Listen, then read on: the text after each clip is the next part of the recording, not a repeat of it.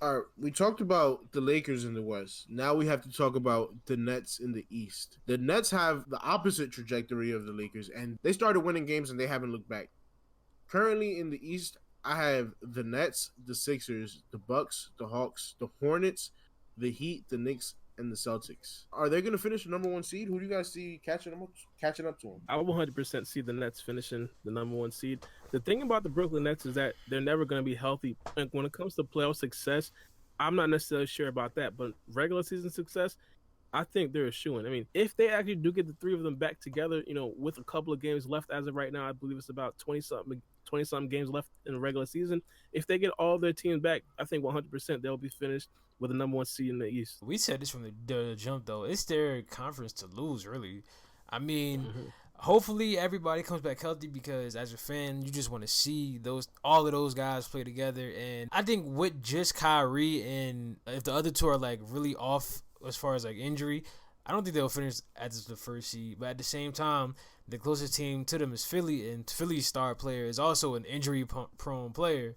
So it really comes down to which team is going to be the healthiest, them or Philly. And don't even sleep on the Bucks. The Bucks could sneak up on it because the Bucks are a good team that they usually stay healthy, and they just paid Drew Holiday, which is a topic that we need to discuss. But if all goes well, then the Nets are healthy though. They're gonna win that conference by a landslide. It's unanimous. They're going to win. They just signed Marcus Aldridge, another topic we're going to talk about, but they don't need all three of them healthy in the regular season to cruise down and to win it out. But who do you guys think is the biggest threat to them, if they even have one? I think the biggest threat to the Brooklyn Nets is the Brooklyn Nets.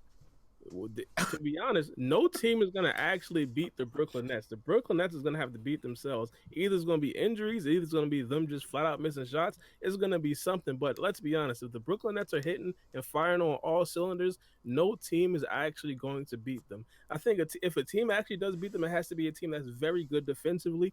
And I don't necessarily see a lot of teams in the East that's very good defensively. Of course, the Philadelphia 76ers, they have the potential to be an elite defense because, of course, you have Joel Embiid basically patrolling the paint. You got Ben Simmons, a great perimeter defender. You really have to worry about Tobias Harris on the defensive end. It looks like he stepped up in lieu of Doc Rivers actually starting to coach the team.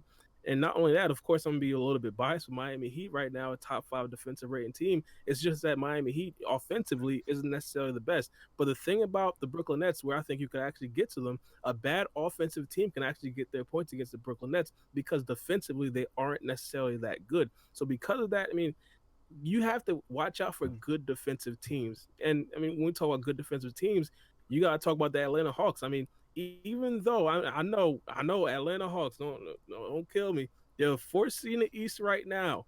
They've won a lot of basketball games, and they have a very good defensive coach. I talked about that before. And when we talk about elite scores, Trae Young has to be up there. I believe no possible way Kyrie Irving will be able to contain Trae Young in the playoffs, and especially when we talk about actual last chance buckets, Trae Young is definitely elite, especially when it comes to drawing fouls. Now, I don't think 100%. I think if they play the Hawks in the playoffs, I'd say Nets in five, if the Hawks are lucky. But you just have to watch out for the great defensive teams because they're going to get their points on the offensive end. The Hawks are getting swept. We all let's just all call that what it is. I appreciate the argument though, but actually, I was going to say it was going to be between Philly and Milwaukee, but you persuaded me otherwise, and this is why. You see, the thing about the Bucks and Philadelphia, they're similar in this way and this way only. Both of their top players can't make perimeter shots. You can build the wall, even as horrible as the Nets are defensively.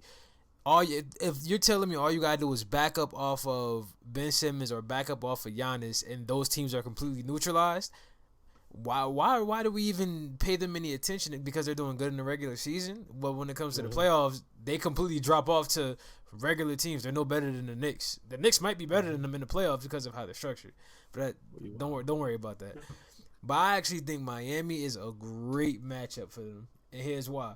So yeah, you got Kyrie, you got James Harden, you got KD, right? All great offensive players. You still got LaMarcus Aldridge, Blake Griffin, Joe Harris. You got names. But Miami on defense with Coach Spo, I think having Coach Spo alone is going to be perfect as far as game planning for the Nets. And then you got Victor Oladipo. Once he starts getting better, he's a two-way player. People sleep on Goran Dragic. They don't even mention his name, but Goran Dragic is a really nice point guard who offers you scoring. You still got Jimmy Butler. And they're all just dogs. Tyler Hero. I mean, the list goes on. Iguodala. They have dogs on the Miami Heat, and I think that's what you need when you gotta play the Nets. A lot of other teams are intimidated because look at the star power they have. But the Miami Heat are not afraid of anybody, bro. Like Tyler Hero is probably the youngest on the team, and he wants all the smoke with everybody on every team, every game. So I think Miami Heat is probably the best, or they have the best chance to knock off the Nets because they were just in the finals. So I think we need to respect them a little bit more. I agree, and I know damn sure Rob agrees with you.